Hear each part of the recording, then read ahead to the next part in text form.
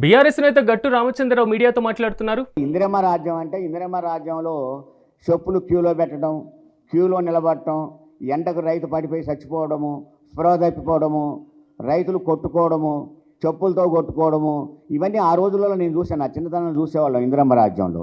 అదే ఇందిరమ్మ రాజ్యాన్ని ఈరోజు పట్టుకొచ్చాడు. మీరు చూస్తూ ఉంటే రైతుల మీద ఎంత ఘోరంగా అణచివేస్తున్నాడో మనం చూడొచ్చు. రైతులు ఇలా చూస్తే అండి రాత్రిపూటనే పోయి అక్కడ నిద్రపోతూ ఉన్నారు. రైతులు మనం చూసినట్లయితే ఎందుకు ఓటేసాను రా అని తన చెప్పుతో తనే కొట్టుకుంటూ ఉన్నాడు. రైతుల మీద పోలీసుల దాడితో తలకాయలు పగిలిపోతూ ఉన్నాయి. ఒక్క యూరియా బస్తా కోసం 2 రోజులు పడగాపులు పడుతూ ఉన్నారు. ఒకరికొకరు కొట్టుకుంటున్నారు, ఒకరికొకరు తోసుకుంటున్నారు. చంటి బిడ్డని సంకనేసుకొని ఒక ఆడపిల్ల ఒక్క యూరియా బత్త కోసం వచ్చి పడుతున్న కష్టాన్ని మనం చూసాం. ఇంత ఘోరంగా రైతుల మీద విచక్షణారహితంగా చేస్తుందని చూసాం. దాన్ని ఆయన పోలుస్తాడండి. నేను చెప్పానే ఓ క్రిమినల్ ఎలా పోలుస్తాడో అలా పోలుస్తాడని.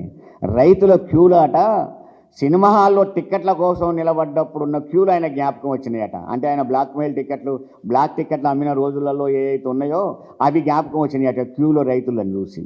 అందుకని ఒక హిట్ అయిన సినిమాను చూసట క్యూలో నిలబడితే ఆ క్యూలో రైతులకు లాస్ట్లోని కూడా టిక్కెట్లు దొరుకుతాయని అట్లా నిలబడతా ఉంటారట. సిగ్గుండాలి కదా ఒక ముఖ్యమంత్రి మాటల కోసం. రైతాంగాన్ని, వ్యవసాయ రంగాన్ని నువ్వు మాట్లాడే మాటలు. అందుకని నేను అనేది ఏంటంటే ఒక హార్టికల్చర్కి అగ్రికల్చర్కు తేడా తెలియని వ్యక్తి ఇలా ముఖ్యమంత్రి అయితే రాష్ట్రం అంత ఘోరంగా తయారైంది, వ్యవసాయ రంగం అంత ఘోరంగా తయారైంది. ఆయనకు హార్టికల్చర్కి అగ్రికల్చర్కి తేడా తెలియదు. నిజంగా వ్యవసాయ రంగం కనుక నీకు తెలిసి ఉంటే, మా కుటుంబం వ్యవసాయ కుటుంబం నువ్వు అప్పుడప్పుడు చెప్పింది నిజమే అయితే ఇలా రైతుల విషయంలో ఎలా ఉండాలి? నిజం ఒప్పుకునేవాడు కనీసం. ఎరువుల కొరత ఉన్న మాట వాస్తవం, దానికోసం ప్రయత్నం చేస్తున్నాం. ఈ దగ్గర చెప్పడానికి ట్రై చేస్తాడు. అలా కాదు, కొరత ఎక్కడిది, లేనే లేదు. ఇంకో 4 పోతే అసలు మా తెలంగాణలో రైతులు ఎక్కడున్నారు, లేనే లేదు అని చెప్పే దుర్భాగ్య స్థితి కూడా వస్తాడేమో అనిపిస్తూ ఉంది. అదొక పోలిక. చివరికి ముఖ్యమంత్రి స్థానాన్ని కూడా గుంపు మేస్త్రితో పోల్చిండండి. అంత ఘోరమైన వ్యక్తి అతడు. నిజంగా అలాంటి వ్యక్తిని రాజకీయాల్లో చూడడానికి అసహ్యం అనిపిస్తుంది. ముఖ్యమంత్రిగా చూడడానికి ఇంకెంత అసహ్యంగా ఉంటుందో మీరు చెప్పండి.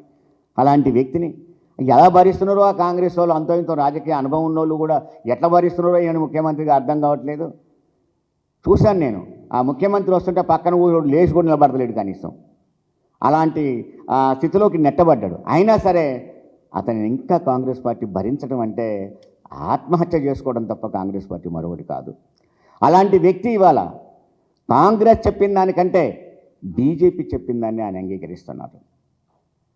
కాంగ్రెస్లో ఉన్న ఈయన వర్గం మోడీతో ఉన్న సంబంధాలు ఆయన కనుక మనం స్పష్టంగా చూస్తే, లేకపోయినట్లయితే ఎరువులు సెంట్రల్ గవర్నమెంట్ ఎన్ని ఇచ్చింది, నువ్వెన్ని తెచ్చావు, ఇది బీజేపీ చెప్పడు, ఈయన చెప్పడు. ఎన్ని ఎరువులు ఇచ్చారు, నువ్వెన్ని తీసుకొచ్చావు, ఎన్ని పంచావు, అసలు ఎంత ఎరువు అవసరం ఉన్నది,